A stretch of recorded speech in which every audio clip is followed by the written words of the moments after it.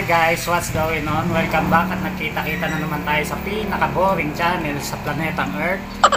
At gusto ko din kayong i-welcome sa pinaka-bago kong video sa taong 2022. At ang video natin ngayon ay tungkol sa TMX Alpha na ilalagay natin sa sidecar. At dahil nga guys, sobrang dami ng kinita nitong Euro 150, pwede na siyang magretiro, no? Siguro mga nasa 2.5 million na kinita nito. What? Kaya pwede na siya magpahinga. Mukhang pagod ka na eh. Kailangan mo ng konting pahinga. Ang una natin gagawin guys is magtatanggal tayo ng tangke plus upuan para hindi siya matilansikan ng welding. Pwede rin namang hindi, ano, kung gusto nating masunog yung motor. No! God, please, no! Dito naman sa sidecar guys, dahil nga itong motor na bago ay rim 18 at itong dati natin sa side wheel is rim 17 lang, so hindi siya magtutugma, no? May babaguhin tayo dito sa babaguhin natin tong patayo. Magbabawas tayo ng 2 inches o 1 inch para tumaas yung sidecar, kasi kung di natin tataas yung sidecar, yung ulo ko isasaya dito sa bubong kasi nga mataas yung motor. Rim 18 siya, itong Euro is rim 17 lang. So guys, ang una natin gagawin ay gagawa muna tayo ng mga bracket. Bumili na ako ng bolt and nut para dito sa butas na to. Sana Then gagawa tayo ng bracket para dito sa balancer, and then dito. Yung mga bakal na to guys, hindi ko alam kung tatapat to.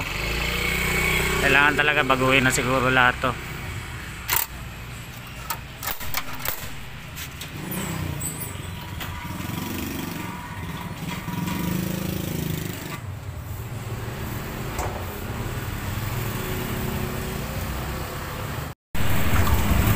Ngayon guys, nahubaran na natin siya. You're wrong. Pwede na tayong gumawa ng bracket ng mga angle bar dito. Plus dito, para may kakapitan na siya.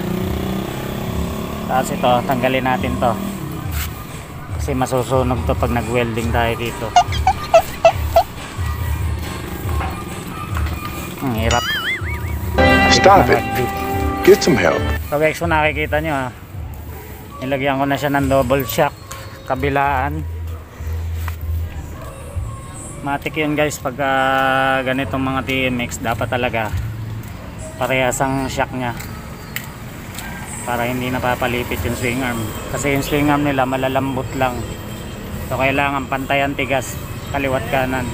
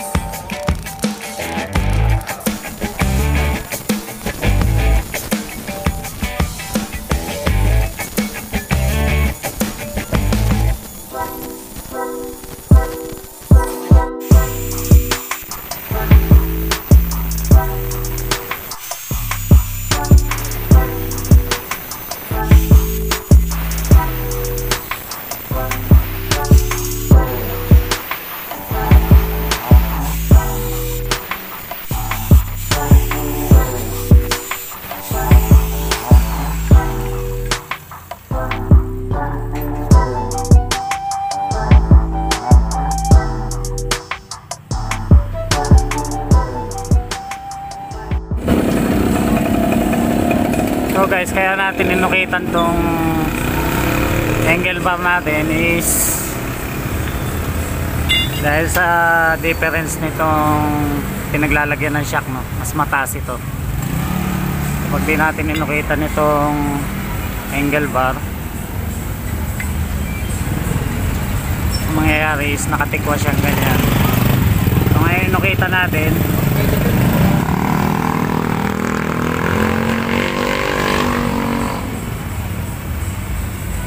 ganyan na magiging settings niya.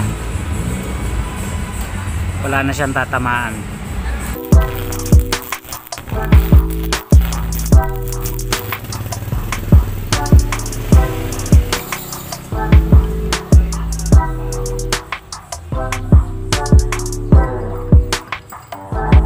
Sana all.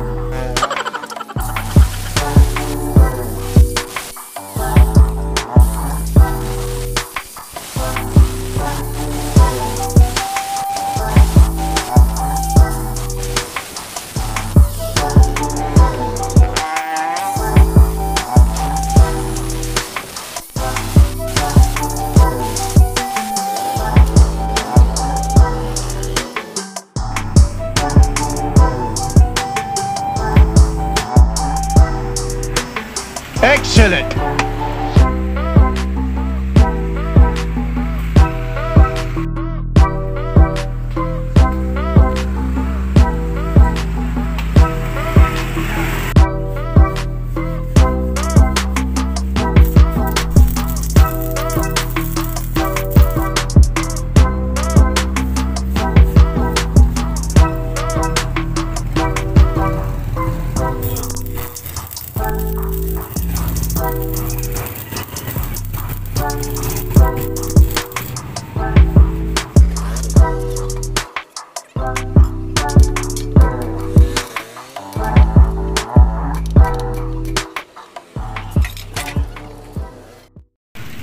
Grabe ang dahon dito. Hindi ko na makita yung eskwela.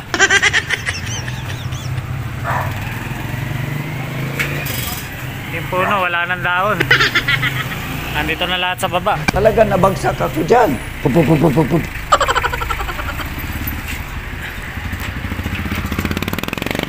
Wala yung eskwela ko. Saan nyo napunta?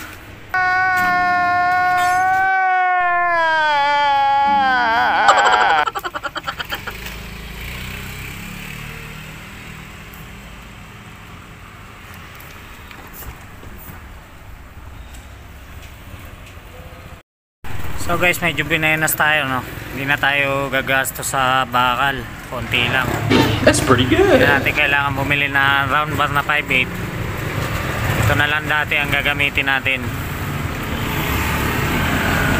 Konti lang naman naging difference niya. Paano masabi?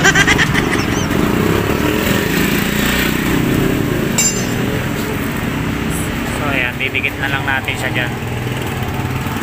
Bali yung dating align lang din ang susundan natin. Maliban doon sa balancer sa tapakan, sa footrest. Bali yung distance ng gulong nya dito guys, mula doon side wheel hanggang dito sa likod, sinukat na namin yan. Pinagparehas namin doon sa pinakalabi ng rim dito, tsaka doon sa gawin doon. Bali pinagparehas namin na 48-38 ang sukat nya. So align na yan. Hindi na siya kakabig kahit puno ng sakay. Na lang natin gawin is mag pull weld. Just do it! Tinanggal ko na yung connection ng battery Kasi? para hindi masira yung CDI natin.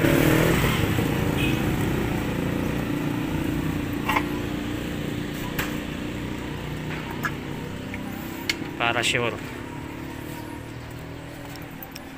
So, welding na natin to guys para mayari na. Tignan nyong maigi. Walang kukurap.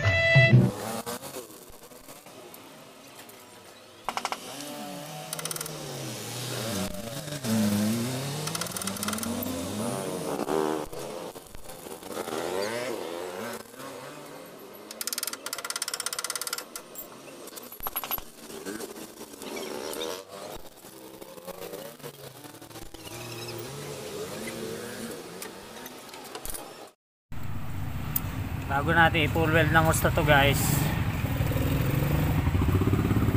tatanggalin muna natin mamaya yung motor para may full weld natin paikot.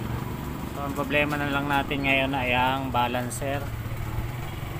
Maiksi siya, dapat abot siya hanggang dito. Gagawa tayo ng bracket.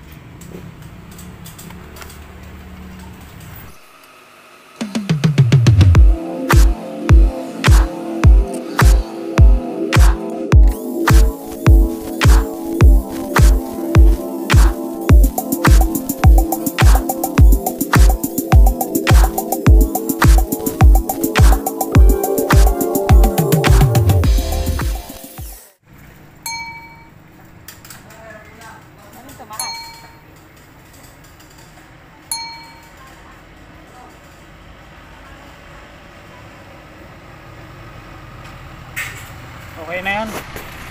So guys, na full weld na natin lahat. Tinanggal muna natin yung single.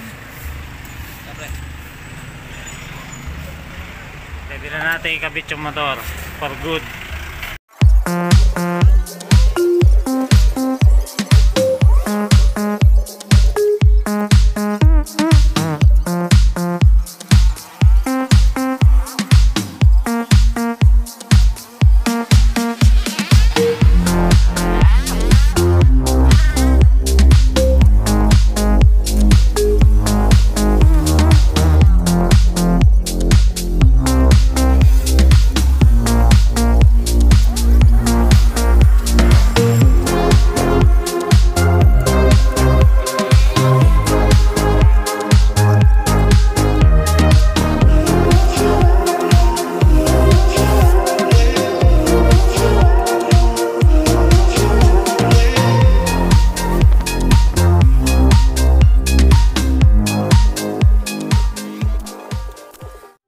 A few moments later. So guys, nakatapos na naman tayo ng isang project. Wala na lang tayong tapalodo dito. Saan na natin gagawin yan? Ang importante na i-align na natin si TNX Alpha sa kanyang sidecar. Ang kulang na lang ngayon, i-testingin natin to. Titingnan natin kung may kabig. Magte-testing na tayo ngayon, ha? Ang driver natin yung quality control natin, si Paring Aris. Ang lagay, Paring Aris? Okay ba? Kahit nakapay lang, oh. Ang akin. Noan mo nga.